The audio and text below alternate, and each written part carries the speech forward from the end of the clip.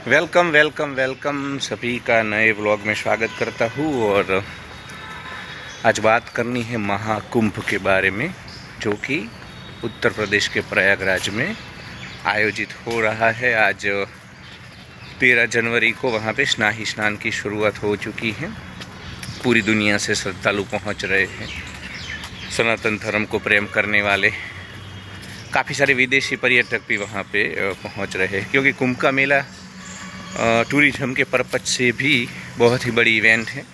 क्योंकि ये 12 वर्षों के बाद होता है और पूरे दुनिया से, भारत से सनातनी अलग अलग जो हमारे पंथ संप्रदाय है, उसके जो साधु है, अलग अलग जो हमारी संन्यास परंपराएं है या अन्य जो भी पंथ संप्रदाय है, भक्ति योग के है, द्वैत, ये अद्वैत, विशिष्ट अद्वैत, शुद्ध अद्वैत, द्वैत अद्वैत, मतलब जितनी भी विचारधाराएं भारतवर्ष में पनपी है, उन सब विचारधारा पंथ संप्रदाय से जुड़े हुए लोग वहाँ पे पहुँच रहे हैं। राजकीय रूप से भी ये बड़ा ही महत्वपूर्ण है, क्योंकि वर्तमान योगी सरकार ने बड़े ही अच्छे इंतज़ाम किए हैं। जो भी रील्स या वीडियोस वहाँ से सामने आ रहे हैं, उसमें सरकार की प्रशंसा हो रही है। तो ये सब चल रहा है। मीडिया के लिए ये कवरेज है, सनातन धर्मियों के लिए ये एक आध्यात्मिक या धार्मिक इवेंट है, विदेशियों के लिए एंटरटेनमेंट भी है, जिज्ञासा भी है इनको। तो अलग अलग लोगों के लिए कुंभ अलग अलग महत्व रखता है। भारत की जो धार्मिक जनताएं हैं, उनके लिए शाही स्नान करना, पुण्य कमाना, जो पुराणों की बातें हैं, सो ये सब स्वर्ग नरक, तो उपनिषद से लेकर पुराण तक सब जो विचारधाराएँ हैं वो कुंभ में शामिल है, कुंभ से जुड़ी हुई है। दोस्तों, आज मुझे बात करनी है कि कैसे महाकुंभ सिर्फ एक इवेंट नहीं था। आज वर्ष 2025 में भले वो एक इवेंट है या एक आयोजन है, परंतु वास्तव में कब इसकी शुरुआत हुई थी और उसका वास्तविक प्रयोजन क्या था, उसके बारे में मुझे बात करनी है। तो इस सनातन धर्म में कुछ भी सिर्फ अंधश्रद्धा से नहीं होता है।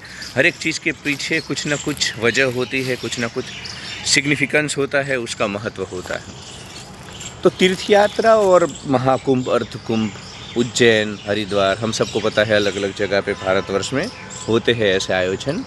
तो इनका एक उद्देश्य ये था कि लोग वहाँ पे धार्मिक नियम बनाते थे, धार्मिक नीति नियम और सामाजिक नीति नियम भी बनते थे। तो हर 12 सालों के बाद ये लोग रिवाइव करते थे, ये लोग फिर से देखते थे कि भाई उनके द्वारा बनाए गए धार्मिक नियम से धार्मिक कार्य कैसे हो रहे हैं, क्या उनके द्वारा बनाए गए नियम है वो लोकभोग्य हो रहे हैं, उसका कितना इम्प्लीमेंटेशन हुआ, समाज में क्या स्थिति है, समाज में अगर कोई बदलाव की ज़रूरत है अभी अभी खड़ी वर्तमान प्रवाह को देखते हुए, तो वो जो कुंभ होता था उसमें वो चीज़ें लागू की जाती थी, वो बदलाव किए जाते थे। मतलब पूरा एक असेसमेंट होता था 12 साल में क्या क्या हुआ, सांस्कृतिक तौर पे भारत में क्या बदलाव आए, धार्मिक तौर पे क्या बदलाव आए, उस वक़्त की जो शासन व्यवस्थाएँ थी, तब तो संत और सन्यासी परंपराएं इतनी स्ट्रॉन्ग थी भारत में कि जो शासन करता थे उनको भी वो लोग इन्फ्लुएंस करते थे। मतलब संत और सन्यासी पंथ संप्रदाय वाले लोगों का मानना पड़ता था, जो भी हमारे भारत के शासक थे। तो कहने का मतलब है कि महाकुंभ मेला जो है उसका अभी जो एक महत्व दिखा रहे हैं मीडिया वाले या लोग जो समझ रहे हैं अपनी छोटी समझ से, वो इतना मात्र नहीं है। स्नान करना, पाप पुण्य कमाना, स्वर्ग नरक, ये नहीं है। ठीक है, वो हर एक लोग तो शंकराचार्य का अद्वैतवाद अपने जीवन में इम्प्लीमेंटेशन नहीं कर सकते हैं। तो समाज में जब बड़े पैमाने पे आपको किसी विचारधारा को जब लागू करना होता है, तो हम लोगों को ऐसी ऐसी चीज़ें बोलते हैं कि भी स्वर्ग मिलेगा, वो भी सत्य है। देखो, सनातन में सत्य मतलब फैक्ट नहीं है। फैक्ट मतलब मैं अभी गुजरात में अहमदाबाद में खड़े खड़े वीडियो बना रहा हूँ, ये फैक्ट है। और मैं यहाँ पे नहीं हूँ, ऐसा बोलने से अगर समाज का फ़ायदा होता है, देश का फ़ायदा होता है, तो ऐसा बोला जाता है कि मैं अभी अहमदाबाद में नहीं हूँ। तो फिर भी उस चीज़ को, वैसे तो मैं इधर खड़ा हूँ अहमदाबाद में, पर अगर फ़ायदा है कि मैं नहीं हूँ ऐसा बोलने से कोई मतलब, तो फिर हम उस चीज़ को ज़्यादा महत्व देते थे जिससे फ़ायदा है। तो सत्य ये होता था। तो ठीक है, जो आम इंसान हैं, जो हमारे संसारी लोग हैं, समाज जीवन के लोग हैं, गांव देहात से आते हैं, या जो बड़ा एक तबका है भारत का, उसको समझाने के लिए ठीक है ये सब पाप पुण्य।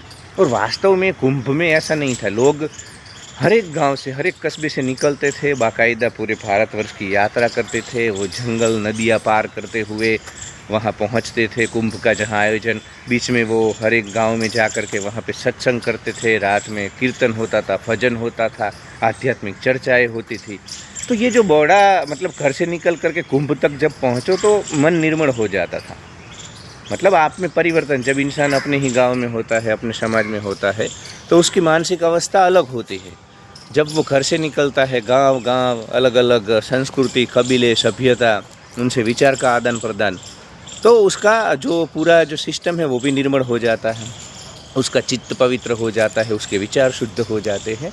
तो वास्तव में स्नान का ये सिग्निफिकेंस था भारतवर्ष में। वो चाहे तीर्थ यात्राएँ हो, चार धाम की यात्राएँ हो या कुंभ के आयोजन हो, लोग अपने घर से निकलते थे, पैदल जाते थे, कभी अन्य जो बैलगाड़ियाँ थी, घोड़े, जो भी उनको रास्ते में मिलता था, उचित व्यवस्थाएँ, और हर एक गांव, हर एक कस्बे में जा कर के अपनी विचारधारा का प्रचार करते थे। जो भक्ति योग की परंपरा वाले हैं वो भक्ति योग की बात करते थे, जो भी जो अद्वैतवाद वाले हैं, हमारे निरीश्वरवादी है, एक ईश्वरवादी है, यहाँ पे सबका स्वीकार था। और कुंभ में भी सबका स्वीकार था। कुंभ में सभी विचारधारा के पंथ संप्रदाय वाले सन्यासी और लोग आ सकते थे और अपना मत रखते थे। सबको खुला मंच था। और वो लोग आकर के अपने जो पंथ संप्रदाय है उसमें भी बदलाव, क्योंकि उनके पंथ संप्रदाय, मिसाल के तौर पे मैं बोलता हूँ, कोई रामानुजाचार्य से है, कोई वल्लभानुजाचार्य से है, कोई कबीर, तो पूरे भारत के उनके जो अनुयायी या फॉलोवर थे वो सब पहुँचते थे। तो वो लोग मंथन करते थे कि भाई हम आने वाले दिनों में कैसे पंथ चलाएंगे, कैसे संप्रदाय चलेंगे, जो हमारे मठ हैं, जो हमारे धार्मिक संस्थान हैं, वहाँ पे अगर कोई सुधार की ज़रूरत है तो वो लोग वो करते थे। तो हर एक विचारधारा, हर एक मत के लोग, और समाज में भी जो हमारी विवाह संस्था है या जिस प्रकार से वो समाज चलता था, वो हर एक पहलू के ऊपर वहाँ पे काम। तो धर्म के लोग आते थे, संसारी लोग आते थे, समाज का ऐसा कोई तबका नहीं था जो कुंभ में नहीं पहुँच रहा था। तो सब पहुँचते थे। और उसके बाद जब इतने गांव से चलते हैं, आध्यात्मिक चर्चा करते हैं, भजन करते हैं, ध्यान करते हैं, कीर्तन करते हैं, तो पवित्र हो जाते थे। उसके बाद स्नान करते थे। आज आप फ्लाइट ले लो और फ्लाइट पकड़ करके गंगा में स्नान कर लो, प्रयागराज में स्नान कर लो और पाप में पुण्य धुल जाएंगे। ठीक है, वो कभी एक ज़माने में ऐसी बातें रही हैं लोगों को समझाने के लिए, इसका हम आदर भी करते हैं, परंतु वास्तविक सनातन इतना इस प्रकार की बातों से नहीं कुछ था। सनातन में, सनातन पूरा लॉजिकल था, उसमें हर एक चीज़ का महत्व था, और बिना महत्व के सनातन में कोई भी चीज़ नहीं। तो वास्तविक स्नान, शाही स्नान ये होता है जब आपका निर्मल मन हो जाता है, आपका चित्त, आपके विचार, आपकी पूरी सिस्टम पवित्र हो जाती है। क्योंकि धीरे धीरे लोगों से मिलते हो तो अहंकार आपका जो है टूट जाता है। जो झिंगुर मरकट कीड़े मकोड़े हैं ना, कुएं की तरह, मेंढक की तरह कुएं में रहने वाले अपना वाड़ा बना करके, वो सब सीमोल्लंघन करते थे, अपने क्षेत्र से बाहर निकलते थे। इंसान जब ट्रैवलिंग करता है ना, तो उसका जो दिमाग है वो बड़ा हो जाता है, उसका जो सोचने का ढंग है वो बड़ा हो जाता है, संकुचित नहीं रहता है, फिर वो बड़ी सोच वाला हो जाता है। तो ये सब था महत्व। और 12 साल में ये प्रक्रिया हम लोग करते थे, क्योंकि 12 साल तक देखते थे जो भी नियम लागू करते थे धार्मिक और सामाजिक, और उसमें फिर जो बदलाव किया, सुधार की ज़रूरत होती थी, तो वो सारी चीज़ें की जाती थी। तो ऐसा नहीं है कि मतलब लोग आते हैं, टेंट लगाते हैं, साधु आते हैं, लोग फोटोग्राफी करते हैं, वो ठीक है, आज के समय में ये सब होने लगा और होना भी चाहिए। पर साथ साथ हमें ये भी चर्चा करनी होगी कि वास्तविक जो प्रयोजन है, वास्तविक क्या उसका उद्देश्य था, उसका क्या महात्म्य था। तो ये है उसके आयोजन के पीछे जो महत्वपूर्ण एक बात थी, वो ये बात है कि भाई लोग इकट्ठे होते थे और धार्मिक सामाजिक नियम वहाँ पे बनाते थे। तो देखो, और वो फिर 12 सालों तक पूरे भारतवर्ष में नियम लागू किए। तो बड़ा आयोजन है महाकुंभ। अभी लोग तो क्या है, भेड़ों की तरह, बकरियों की तरह सब जा रहे हैं, इसलिए जा रहे हैं, पर ये था महत्व क्यों है, महा क्यों बोला गया है, क्योंकि पूरे भारतवर्ष को ये लोग इन्फ्लुएंस करते थे। उनके अनुसार फिर धार्मिक संस्थान चलते थे, संप्रदाय चलते थे। अगर कोई संप्रदाय में कुछ चीज़ें गलत होती थी तो वहाँ हाईलाइट किया जाता था, उसमें बदलाव किया जाता था, समय के अनुसार बदलाव करते थे। भाई हमारे सनातन के लोग बड़े ही प्रैक्टिकल है, हमारे पूर्वज। वो जैसा समय 12 सालों में जैसा समय आगे बढ़ता है, समाज आगे बढ़ता है, नई व्यवस्थाएं आती है, उसी प्रकार वो लोग बदलाव भी करते थे, अपने जो नॉर्म्स बनाते या नियम बनाते थे उसमें। तो इसलिए महाकुंभ है और बड़ा ही महत्वपूर्ण है भारतवर्ष के लिए। तो ठीक है, आप भी महाकुंभ में जाना और महाकुंभ के वीडियो देखना, पर एक बार मेरा ये वीडियो ज़रूर देख लेना, क्योंकि इससे क्लियर होगा। महाकुंभ में लोग गांव-गांव से जाते थे, अपना मन आत्मा पवित्र करते थे और वहाँ पे सब मिल कर के नए नियम बनाते थे। जो ज़रूरी है वो पुराने नियम है उसमें बदलाव करना है तो बदलाव करते थे। तो ऐसी बहती धारा है सनातन गंगा की तरह, उसमें बदलाव का हमने हमेशा प्रावधान रखा है। हमारे पूर्वज बड़े ही स्मार्ट थे, बड़े ही तार्किक थे, बड़े ही होशियार थे। उनको पता था जैसा काल जैसा समय उस प्रकार हम व्यवस्थाएं चलाएंगे। तो उन्होंने कोई ऐसा एक बुक या ऐसा कोई नियम बना करके नहीं रख दिया है, यही पुस्तक यही सत्य। यहाँ हर 12 साल में बदलाव होता था। तो ठीक है, अभी के लिए इतना ही। Like share and subscribe.